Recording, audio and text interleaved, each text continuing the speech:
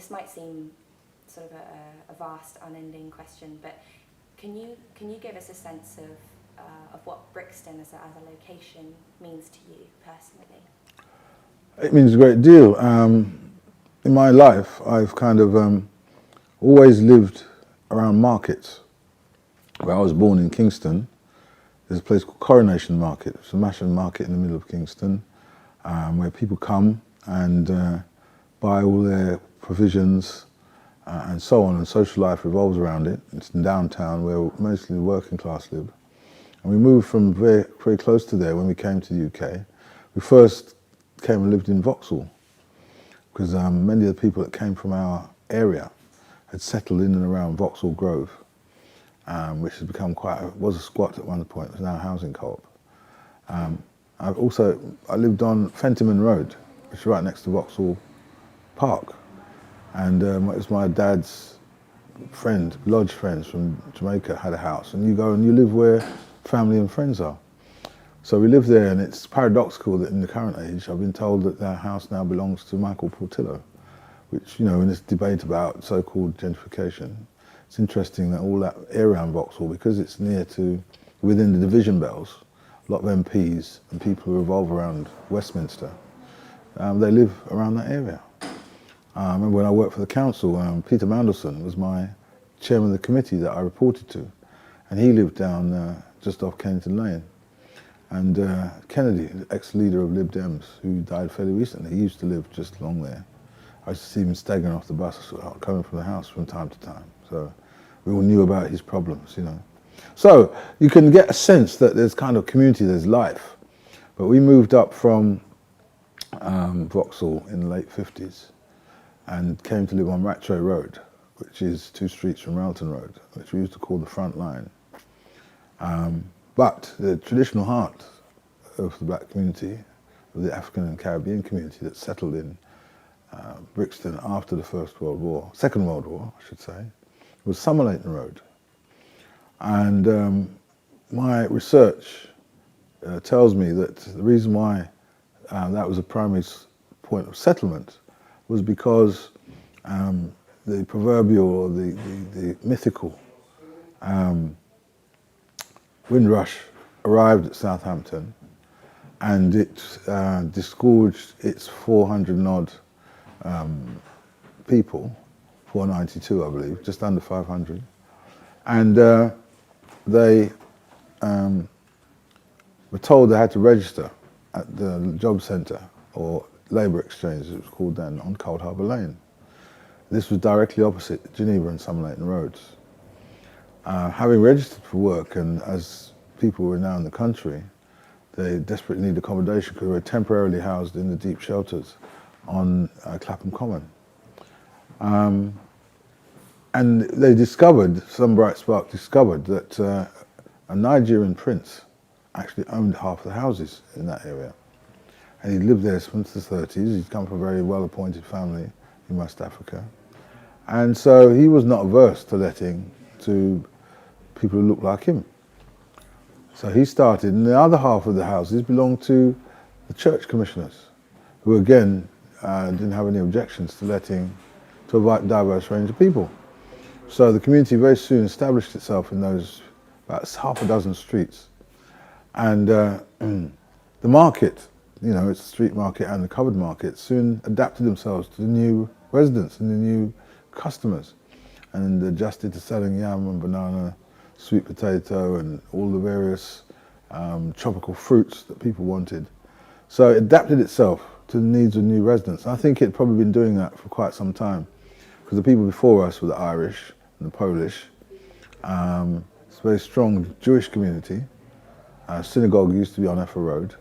In fact, when I first voted in the election in 1970, I cast my vote in the synagogue on Effa Road. So this diversity of community wasn't new. It was kind of part and parcel of what Brixton was about. It was a place where people came from abroad, they'd come and settle there. There was accommodation, it was relatively cheap, I had good transport connections. So all the things that newly settled people would need was here. So I went to school at Ephra School, which is at the top of the road I lived in, so it's all very convenient. One of the earliest experiences I had was one of my schoolmates got knocked over by his car speeding down Barnwell Road, and I was witness to the accident, and I had to give evidence at court because they prosecuted the driver.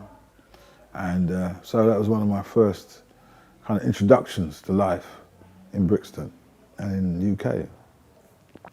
I didn't realise how painful a transition it was until many years later. I think I psychologically blocked it. But I suffered with tremendous bronchial and breathing trouble. The environment was extremely polluted. People burnt coal for heating. Cars, the fuel they used was very dirty. We didn't have all the standards we have today. I think the Clean Air Act was yet to be passed.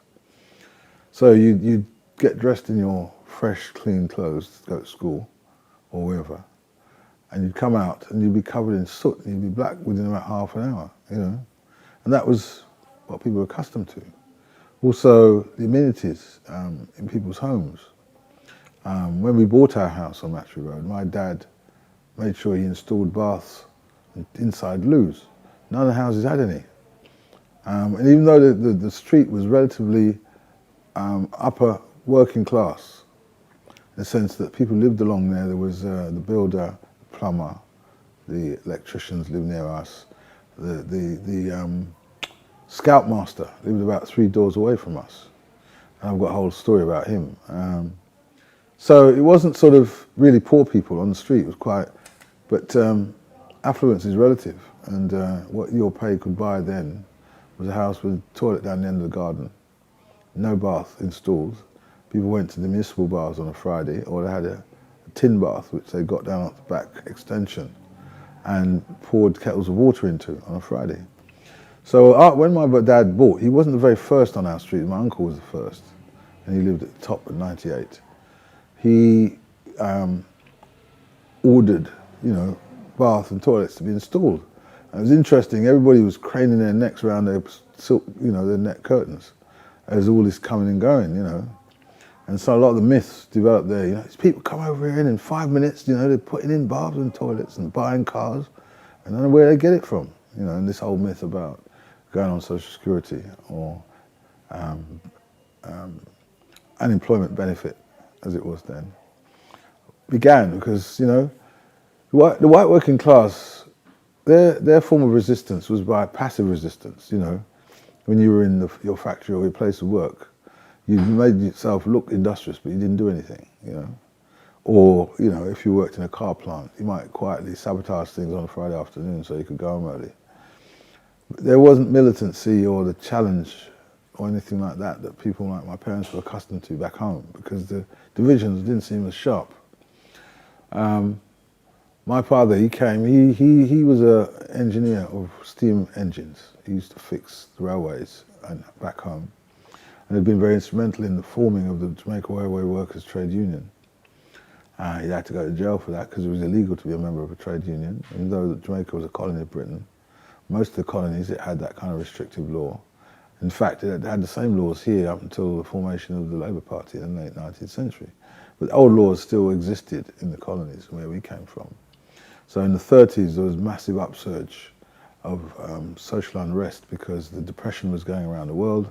If these major economies were feeling the pinch, were having a cold, we had pneumonia because we supplied them with our raw materials, citrus fruits, sugar, and stuff like that. And the wages that you earned were very small.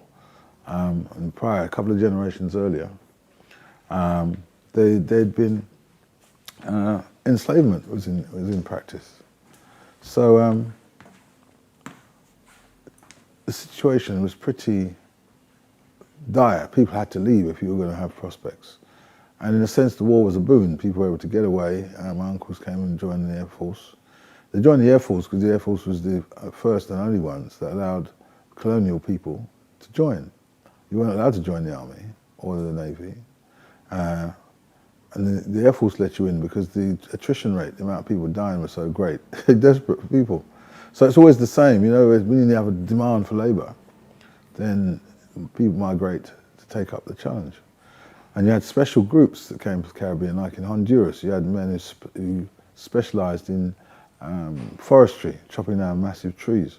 So they brought a whole regiment of guys from Honduras and sent them to Scotland to chop down the forest there as part of the war effort. You know, they were needed for doing all kinds of things.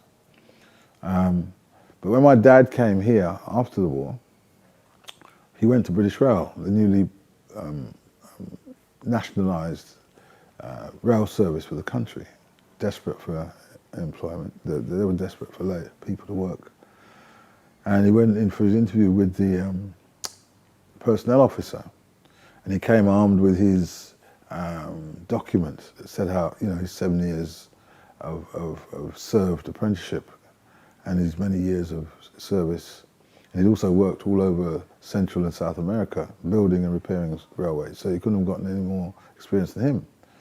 But it's very interesting, when he showed the personnel officer his qualification, the guy laughed and sort of brushed it aside and said, "We don't recognise these Mickey Mouse qualifications. If you want a job, there's a broom over there, that's what we've got to offer." And what was happening was that there were secret, and a friend of mine, several people have done a lot of research and unearthed the records. There were secret agreements between the government and the trade unions that new immigrants wouldn't be allowed to do certain jobs above a certain grade. They would be allowed to be up to a semi-skilled rate, but anything above that was reserved for the aristocracy of labour. It was interesting also, as you were getting increasing numbers of people immigrating into the UK, they set up the £10 POM scheme, and you had white working class people shifting off to New Zealand and Australia and Canada and places like this, because they were afraid that what they called the yellow peril, that Southeast Asian people might move into these territories and come and engulf them demographically. So they were trying to bolster the white European stock in those parts of the world. There was even movements into Africa. There was a thing called the Kenyan groundnut scheme, where they're trying to find ways of adding value to what was coming out of British East Africa, which included Kenya, Tanzania, what's called Bechuanaland and those kind of places.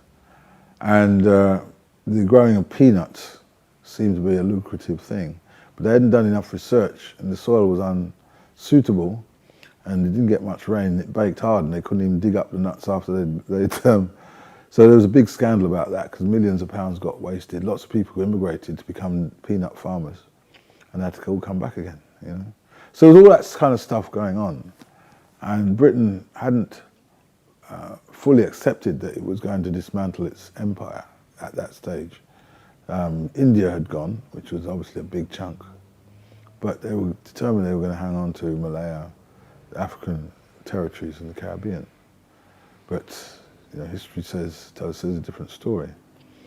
Yeah, so my father came. He couldn't get a job in his profession, but he went and worked on the building sites as a semi-skilled man, the same skills he used, you know, undoing dirty great bolts in steam engines, he used to become a steel erector, putting up steel frames for increasingly high-rise flats. In fact, he worked on a Loughborough estate.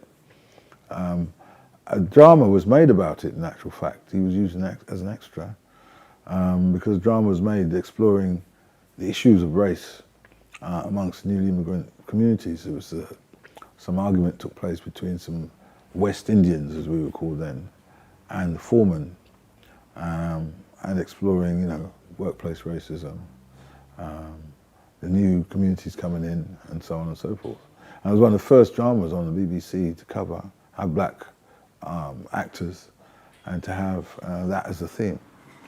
I think they only got a fragment of it left on film, because they used to recycle all their in fact, it wasn't routine to record stuff in those days. So there's only a fragment of it left, I believe, but it was quite interesting. So I came as a little boy with my parents. I went to Efra School. There were increasing numbers of people who had come from the Caribbean. As I say, first thing that happened to me was witnessing a car accident. I did quite well there. I was quite bright. I found the work that I was doing there was pretty mundane. A lot of the stuff I'd done previously, so all the Janet and John books and all the stuff, you know, I'd done them already. And people from the Caribbean knew a lot about British culture because what you learnt about in schools there was the same curriculum as here, which was quite disorientating because you didn't know anything about apples and snow. It didn't exist, you know, but you had to learn it in the school back in the Caribbean. So I worked my way up through school and became a monitor in my fourth year at school, passed my 11 plus. I was quite a good sportsman, played cricket for the school, played cricket for Surrey schoolboys, played football.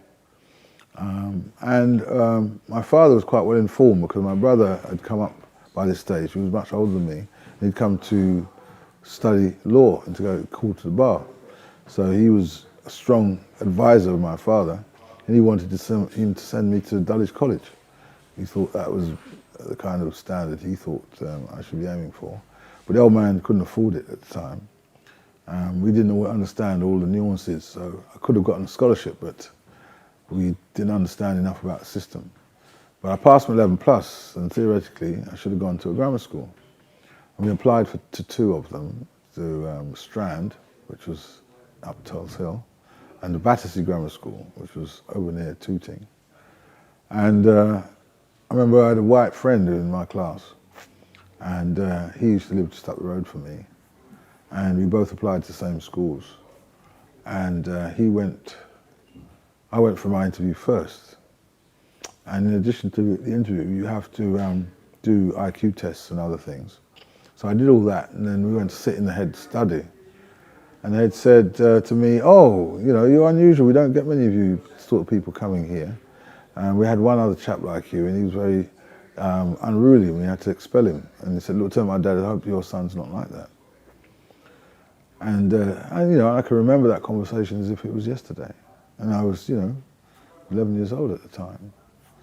And we sort of left his office. And surprise, surprise, a few days later I got a letter saying that the school was full. My friend went for his interview the week after me and was offered a place. Again, this kind of administrative, genteel racism was what we had to face from the system. There was a lot of stuff that weren't so genteel, you know, teddy boys, and a lot of stuff was whipped up in the late 50s, particularly in West London. There wasn't so much of it in Brixton. But in Notting Hill, there was an attempt by the ex-brown shirts and fascists to reform and to get into office through electoral politics.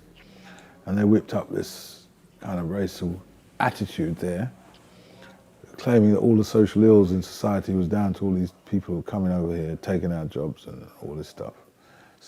The rhetoric started very early.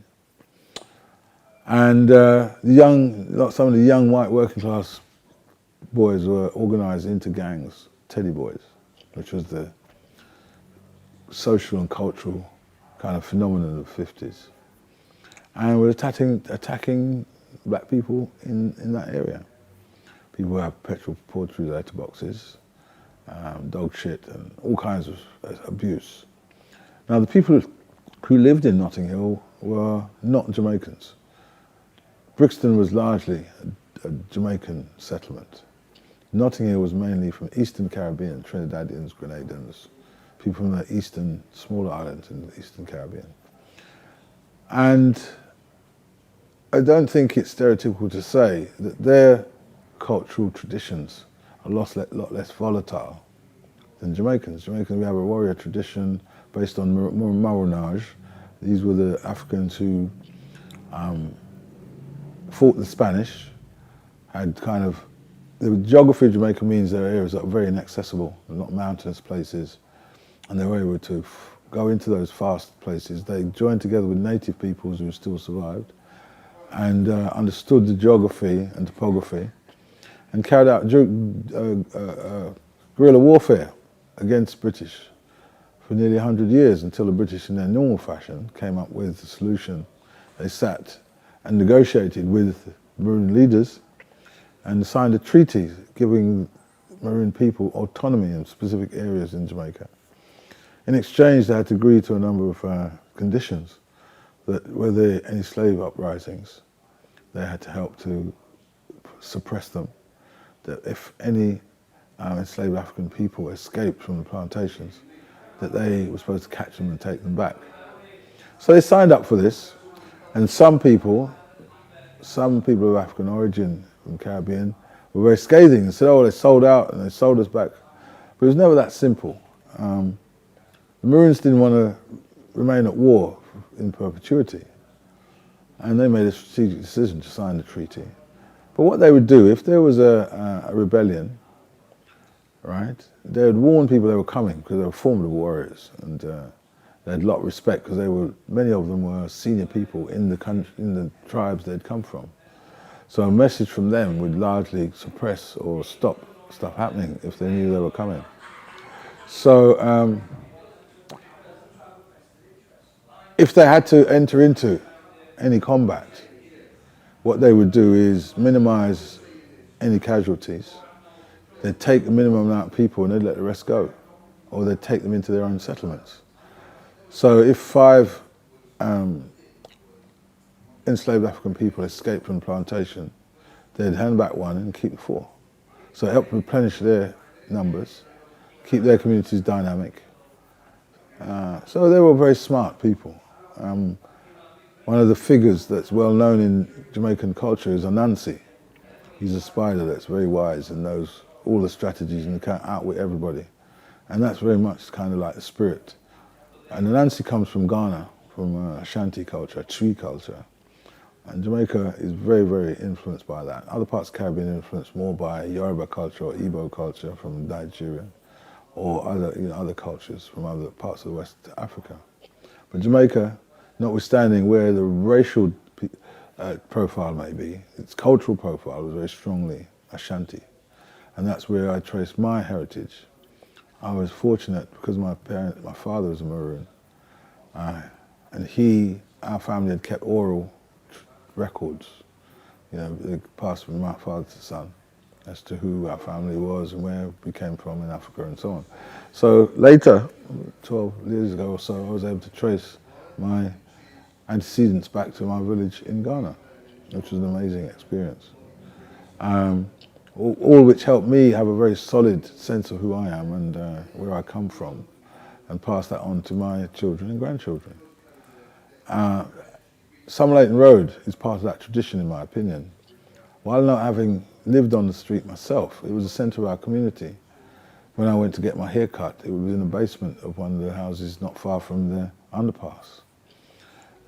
Nightlife existed there. Licensed clubs happened in the front rooms. These were like brownstones you get in the States, with steps upwards and a basement. So you'd have business premises mainly in the basement, so people had little shops, hairdressing salons in the basement room. On the first floor you'd have a nightclub. In the early days, Leighton Road was the fulcrum around which the community revolved. A lot of the goods and services, specialist needs of the community, hairdressers, nightlife, apart from the housing, started there.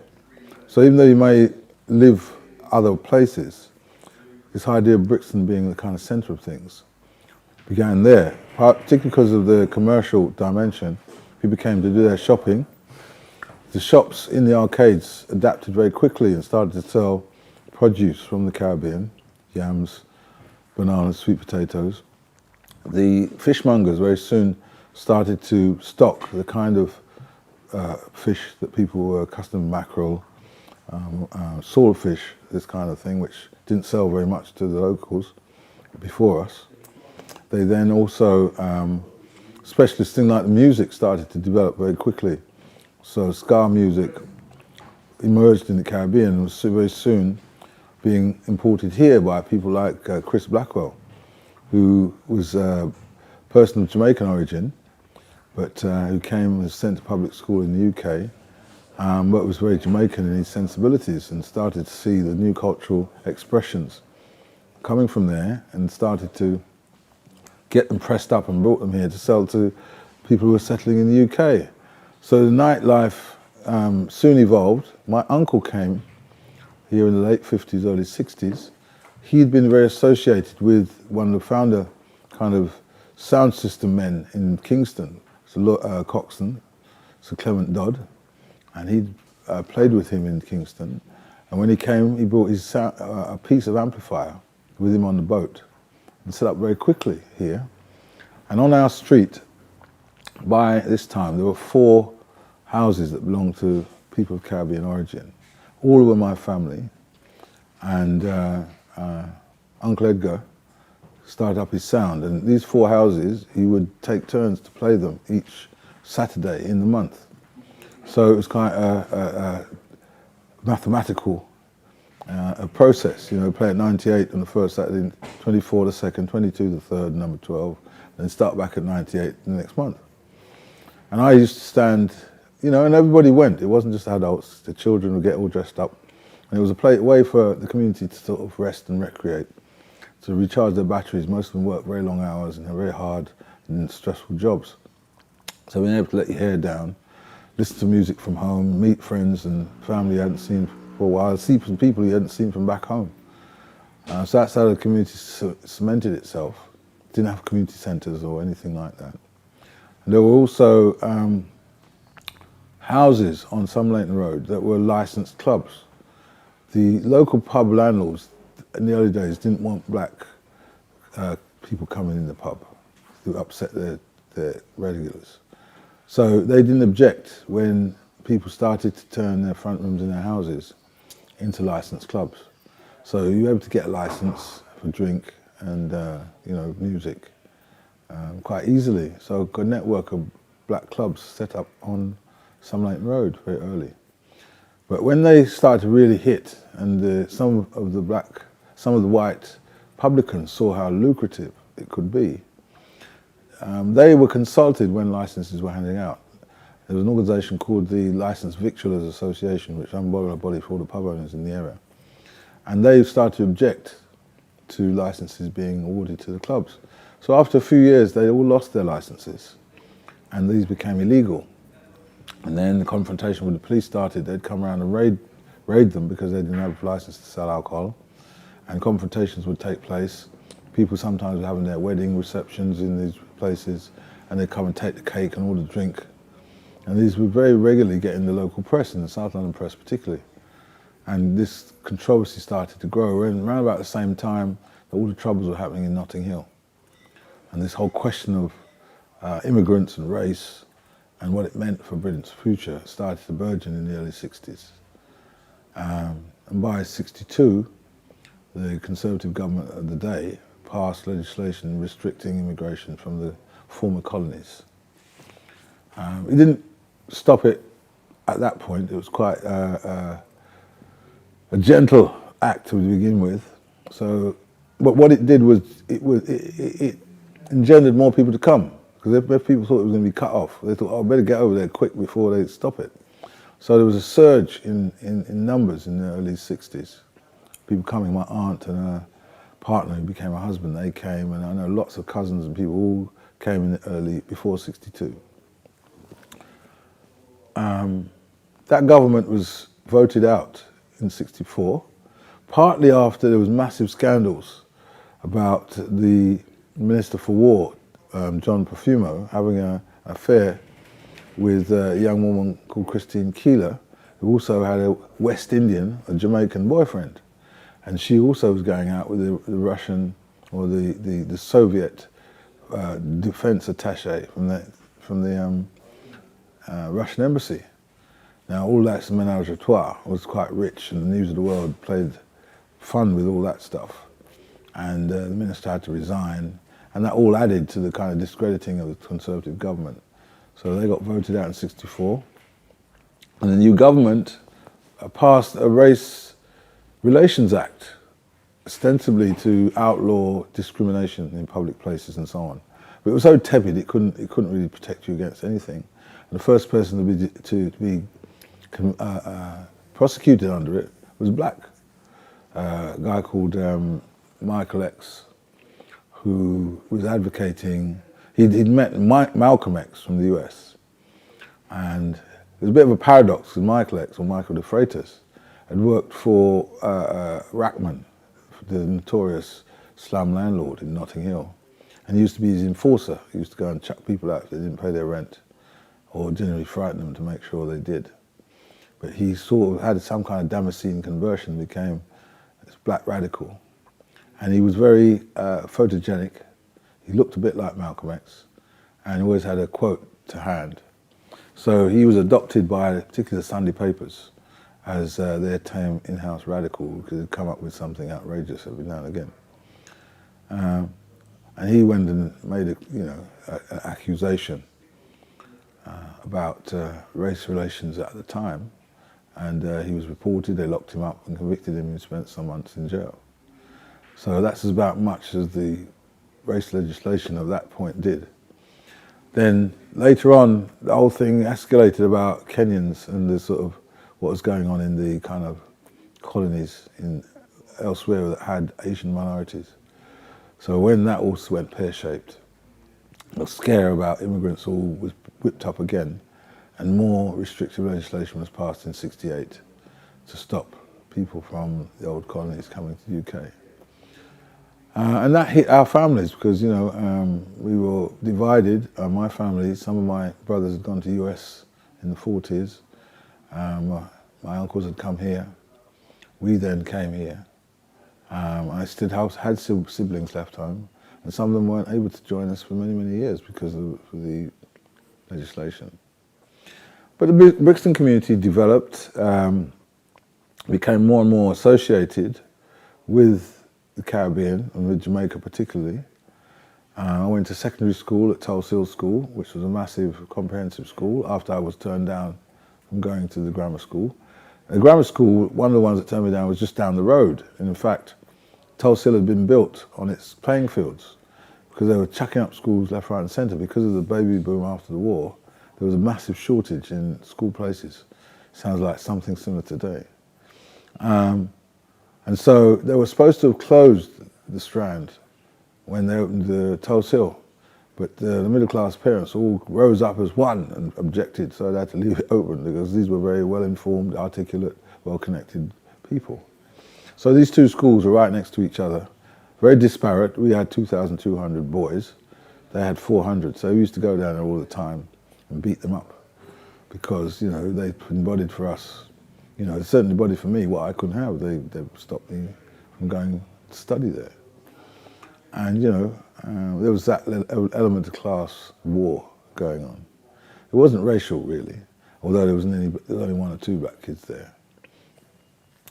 And that was dynamic. We had this reputation of being the rough boys, the bad boys. Although, if now I survey, all of the young people I know that I was at school with, have all done very well. I was at school with Ken Livingstone, for example. I was at school with Linton Kwesi Johnson. A lot of the people who didn't become as famous as them became professionals, surveyors, architects, accountants, plumbers, plasterers, and a few, ended up on the street. A few went to early funerals, But generally speaking, we evolved and we developed an old boys network. And we keep in touch. We have reunions quite regularly. A number of the local prominent business people are ex-Tulsilians, so we go and hang out in their shops and cut the breeze. And today we have a ceremony where on the first Sunday in June, we go and plant trees in Brockwell Park to commemorate those of us who passed away in the previous year. So we had it this year on the 7th of June, and we planted 28 trees to commemorate 128 people. And that's quite poignant, It was a very sunny day. Over 100 people came to the ceremony. And it's another way of showing that community does exist, as opposed to what Mrs. Thatcher said. And we're the embodiment of it. I'm still here in Brixton. My son and daughters, they still live here. My granddaughter recently, my eldest one, graduated from Essex University with a first-class honours degree in maths and computer science. My son's other daughter's 3, she's just getting going. So, we look to the future. I've got to try and secure a legacy for them. So Brixton Green for me is about them. It's about understanding my history, my family coming here, changing society, bringing new dimensions to it. Those dimensions fructifying and fertilizing the society and making it more dynamic. And wanting to take an honoured place in what the future is going to hold. Increasingly, people stop don't talk about race, don't talk about culture very much. They talk about diversity, but only in a very two-dimensional sense. I talk about it in all its senses. I've been very involved in a lot of the regeneration initiatives. I've done it on a community basis, as a community development person, helping people create their own community organisations, their own jobs. And from that base, council felt that I was quite a valuable person to know, and they recruited me to go and work as a economic regeneration officer in the late 70s. And I put in place some of the basic frameworks for trying to renew the community, because it had declined precipitously from the 50s. The council's urban renewal plans were very, very inadequate. They led to dereliction, a lot of campaigning, because they were going to knock my house down and give my parents 50 quid a compensation. So the community rose as a whole and opposed the plans they'd conceived in the 60s, which was to knock everything down, pour concrete everywhere, build roads and interchanges everywhere, 55-storey blocks of flats. And we opposed all that, and we won, but it was a Pyrrhic victory, because the developers and the planners took their bats in disgust and said we didn't appreciate what they were trying to do for us, and left dereliction. And that caused the troubles in the 80s, because there were no prospects for the young people. As my younger cohort were coming out of school, there were no jobs, they didn't have qualifications, and they hung about on the streets, and the police were used to suppress them until they reacted, and the whole lid blew off in April 1981. I became the chair of the Brixton Defence campaign at that time. We organised, we challenged Mr. Scarman. We had to oppose the inquiry to begin with, because they were going to have a public inquiry where 500 people were having their cases heard, and that was fundamentally prejudicial. We took it to judicial review and won the review, but Lord Scarman had his friends in the Lords, and they overturned the verdict, because they then decided the public interest overrode the personal rights of each of the defendants. An amazing judgment, because I can murder you, and if the High Court decide that it's not in the public interest to prosecute you, you'll go free. So all justice is undermined at that very moment. We felt that was a victory, but it didn't help the 492 people. We had to organise defence for them. We were based at the Law Centre in Brixton, which now, because of these cuts and restructuring, no longer operates. So where poor people and where people in those situations go today, who knows? But I've stayed active. After leaving the council, I set up an independent regeneration agency in partnership with another friend called Jeff Jeffers, who'd run Lady Market Hall Settlement, which is the oldest charity in Lambeth. And together with South Bank University, as it is today, we set up a thing called South Bank Inner City Centre, which was to look at creative ways of regenerating the inner city. And we started by building a science park at the Elephant and Castle, which was IT jobs for inner city people. Before those things were built in places like Oxford and Cambridge, where the head people could go and put all their bright ideas. But we have head people and bright ideas in the inner city. So we pioneered it by putting one there, and we built 10 others in other inner city areas around the country. I'm planning to put one in the new regenerated part of Brixton. An architect's firm is moving into Ferndale Road, where the post office is, and they want a managed business centre as part of their building. And I'm persuading them that it needs to be around IT skills as applied to design and technology in the built environment, which I think is appropriate. So we may see one of those coming off the drawing board in the next year or two. I have a managed workspace myself, which is based just off Brixton Road. And we built it, local Labour built it, we designed it, it's the greenest building, it's been the greenest building for about 20 years now. We hardly use any lights during the day because the natural light comes in every direction. We don't need air conditioning because the way the windows are made, just open the window and the whole place is aerated. And we were just about to be inspected to see if we can have solar energy generated from the building by the local energy project. So, you know, we're continuing to be innovative. I was one of the founders of Brixton Green. The idea came out of the business forum, which I helped to set up in the early 90s to kind of find creative ways of encouraging and growing new businesses. Philippe Castaing, who was a member of the Brixton Business Forum. And we used to chat a lot over coffee in his coffee house in Acre Lane. And we came up with this idea of having an experimental way of mobilising local people to take charge of their own regeneration. This was a desire I'd had from all those years ago. And it's come out in the expression of Brixton Green, which is to set up an organisation, a company that's got shareholding from all the local people, help them to conceive what is to go there, and them to elect the people to oversee the process. And now, the last 8 years, that's what Brixton Green has been about. We're on the cusp of seeing it realised.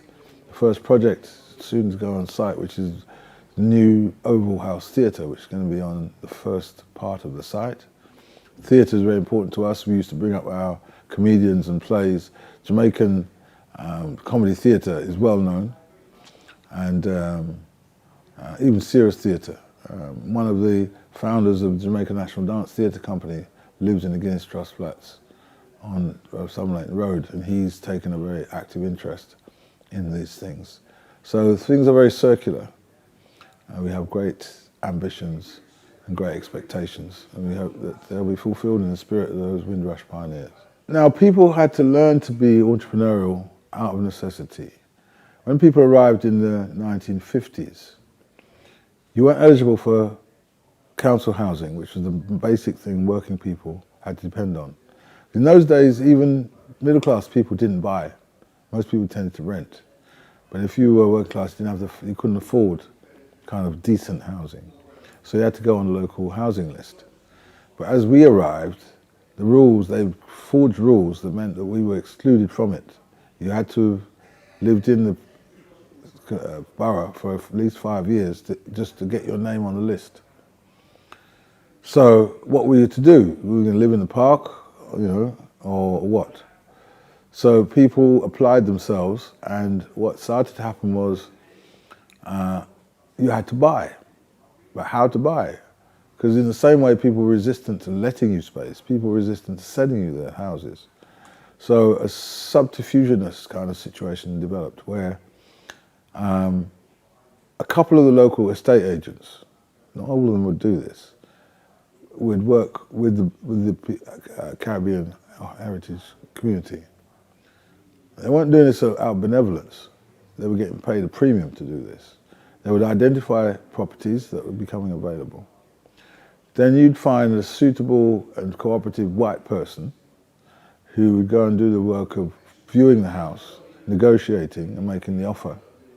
And once the offer was accepted and the contracts exchanged, it was then okay for the real people to step out of the shadows, because by that time, the deal's been done. And that's how it worked. To get the money to fulfill this obligation was not easy. Very few black people had bank accounts. They were relatively new immigrants, and you had to have 2 referees and all kinds of stuff to set up bank accounts. So ordinary working people tended not to have bank accounts. What people had were traditional saving systems called pardner or box hand, which had originated in Africa from centuries before, in which people had kept alive in the Caribbean. And this is where you have a body of people come together, and they all agree that they're all going to pay into a pot a certain amount of money. And that money will go into that pot every week over the next, it could be 6-month period or whatever. And that body of money, each week that money goes in there, somebody can draw the whole of it out. So you can get a lump sum, go put a deposit in a house, send a fare for your wife or your children to come up from home. Whatever major pieces of business you had to do, this institution gave you the capital to do it. And it was the basis of how we managed to operate that first generation.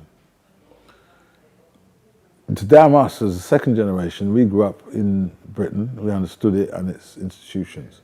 So I remember I got my first bank account when I was 16. It was my dad that took me there.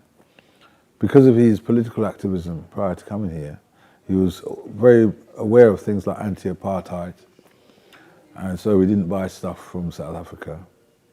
He withdrew his bank account from Barclays. Barclays DCO, Dominion Colonial Overseas, was the bank that went everywhere, the empire. And the cornerstone of its money was South Africa, and the diamonds and gold that were dug out there. There was an ad in old Victorian times of the Barclays man with his Gladstone bag, where he kept all these deposits of gold dust that the gold miners in old South Africa under Johannesburg would dig up, and he would deposit them and give them vouchers in exchange. So Barclays was cornerstone of the empire. So my dad, because everybody had a Barclays account. If you came from home, you'd have an account back home, and the only way you could transfer money back home was through Barclays. You didn't have a plethora of financial transfer organizations. But nonetheless, you know, he said that politically that was too much for him, and he left Barclays and he joined the Midland. And he got to know the manager well, and when I turned 16, he took me there and introduced me, and I started my account there. And the manager was the same one for about the next 20 years, and I did all my banking. Whenever I was doing stuff for community groups, I'd get them to set up their accounts there, and I got pretty well known. Anytime I needed any money, it'd be done like that. But when everything was deregulated in the 80s, he was retired, and the computer took his place, and the person who sat in his office couldn't make any decisions. They had to wait until the formulas were crunched inside the computer. And the whole thing fell apart, really. And then Midland was taken over by Hong Kong Shanghai Bank Corporation. So that's to tell you a kind of economic dimension to this story. A lot of the economy, as I explained before, that existed, you had the London Transport Ticket Machine Factory, for example, was on Effer Road. You had Suntan, Cooltan was a Suntan brand. Their factory was on Effer Road. In fact, all the factories that were there all closed down. Cooltown became a community arts building, and they're a very well-known community arts organisation today. The synagogue, I was involved. We were trying to turn it into a science park, and the teachers' pension fund put the money up, and we completed it, but they got cold feet waiting for specialist business to move in, so they rented it to anybody. So it's quite a well-known centre for a lot of social enterprises are based there, as well as small businesses. The Bon Marsh building, there were a whole range of buildings that were mouldering away. Church buildings, which was St Matthew's Church, the Academy, which was Astoria Cinema, the ABC Cinema, the Bon Marsh, as I mentioned before, which was the first department store in the country. John Lewis Partnership had occupied it for nearly a century. When they came to make a decision where they were going to invest, because there was no strategic plan for regeneration in Brixton anymore, it had fallen down, they went and built a new store in Kingston. And nearly all the main high street names that had been associated with Brixton, C&A, Littlewoods, they all closed up and moved out. And the high street looked like a bomb had hit it in terms of places closed. There weren't even pound shops. So it was a great dilemma for me, because it coincided with a time when I had a young family. I had to buy school uniform and clothes for the children, household things. You couldn't get anything, really. Morley's stayed open, they kept the flag flying, and few of them families and so on. But all the corporate names deserted Brixton. So the reason why I'm not tremendously supportive of some of the corporates is they're not very faithful. It's fine when everything's going well, they want soil space in a successful town, they come and buy it top dollar. But if there's a little bit of trouble, in the urban unrest in the 80s, they all slung their hook. They left us and went. Marks stayed with us. Marks and Spencer's, I think the Marks and Spencer store in Brixton was the first one in London. And it's kept open because of those nostalgic reasons, not purely for business reasons. So those, we know who our friends are. In 2011, when we had a belated upsurge of trouble, Foot Locker was attacked and burnt down. They were offered a new place, so it's back, and they said, no, we ain't coming back. Since Brixton had become very trendy, they've been making requests for people to find them a space. We're not going to find them anywhere. They're pissed off, they can stay pissed off. There, you know, that's our attitude. And we found some formulas where we privilege the small and the growing local. If you don't provide big sites, the big boys are not interested, because they're interested in economies of scale. So we're going to concentrate on keeping relatively small development sites that are going to provide opportunities for those who are growing from the grassroots to continue to grow. and then we can keep our town from being a clone town. We can be unique in the way we've always liked it, and you can get small local entrepreneurs, small operators to medium operators. We're going to try and create an opportunity for people to grow a bit larger, because our problem is we've lost some of the most creative businesses, because when they reach a certain size, there's nowhere for them to move into. So we hope to identify some bits where some of the larger people who have grown up in the area can become big. The O2 group, for example, the Academy, their group was grown at the Academy. The Academy was a derelict Art Deco cinema. We did what we call the kind of Phoenix, £1 Phoenix, where we identified people who were committed to an idea. So Patrick Foster was committed to creating a Hart House theatre cinema in the old Pullman building, which was derelict and had birds living in it. We gave the building to him, as I was council officer at the time, for £1. And he, with his brother, worked diligently over the next few years and turned it into one of the best known art house theatres. Unfortunately, when he was going to turn it into a 5-screen, he'd been hit by the property crisis in the early 90s, and he didn't have his matching funding. So he had to seek investors in his company. And the people who came into the company took a controlling interest. And after he'd gotten the 5-screen completed and everything was fine, they ousted him from the company. So that's the sort of thing happens to you if you deal with those big interests. They're not interested in sentiment, they're interested in making money. So somebody had worked for years to create a business that fulfilled his dreams. He got ousted from it. He did start an alternative, very successful business, as it turns out now, the Sati Bar. And it's one of the most in-demand places. He also owns about 3 or 4 other businesses. He's brought his children into the business, who've taken it over. So it's a tremendous success story. Other examples of that, like the Lido, 2 young men took it as it was derelict. The council didn't know what they were going to do. They used their own labour and volunteers, and they got it open. And over 10 years, they got it to become a place that made television and films about. Then the council had to decide, because they needed, in order to raise the finance to make it long-term viable, a long lease of at least 50 years, so they could raise money from the bank to do some fundamental refurbishments and so on. But the council had no faith.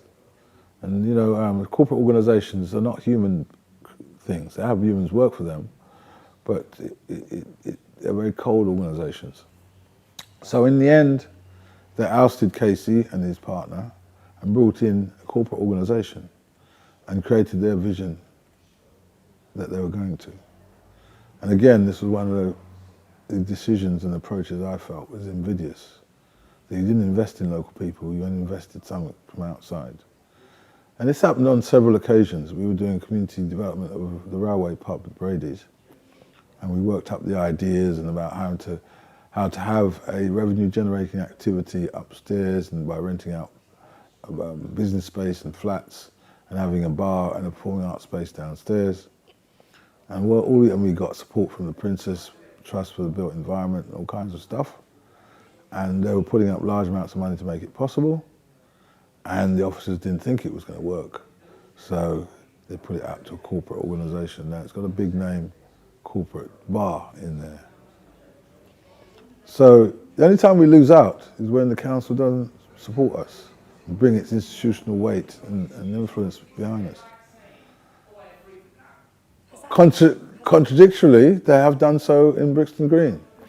They've agreed that we're the partners that should lead this process of community-driven regeneration. But we've had to fight them every step of the way to do that, use all sorts of persuasion and sweet words and arm twisting, but we're still partners and it's working. And we won an award for it, the Architects thing the other day, along with the Black Cultural Archives. We won 2 awards, and we're the only borough that won 5 awards. Everywhere else didn't win 2. So we're doing something right. I think you have to realise that local government is a bit of a misnomer in the UK. Things are very centrally driven here. The government controls things. It tells councils what to do. It has a legislative power. If you don't follow the rules, And we've seen it in Lambeth. Back in the 80s, Lambeth tried to plough an independent furrow, not to set a rate, to say local needs took priority over priorities that the government was setting. And they were surcharged and thrown out of government and prevented ever representing people again. So succeeding councillors obviously are going to be looking at that and saying, well, we can't afford to take those kinds of positions. And in addition, you know, local government doesn't even raise all its finance. It doesn't even raise the majority, only raise 35%. The rest is all grant that comes from government. So you mess around and they disproportionately, by taking a little bit of the money they give you away, leave you in a crisis. So local councillors' scope for decision making is very, very limited. You know, you're told how much you can spend, how you can spend it, and all that kind of stuff. So it's a bit of a charade. And we need radical governmental reform so we can have proper autonomous local government that we pay for out of our tax. And if you don't like their policy, you can chuck them out and put somebody else in. Elect your own independents, create your own parties. That's what democracy is supposed to be about. But it's a confidence trick, right? The government is elected on some minuscule proportion of the electorate. They go and do things you don't like. There's not much you can do about it until the end of the 5 years.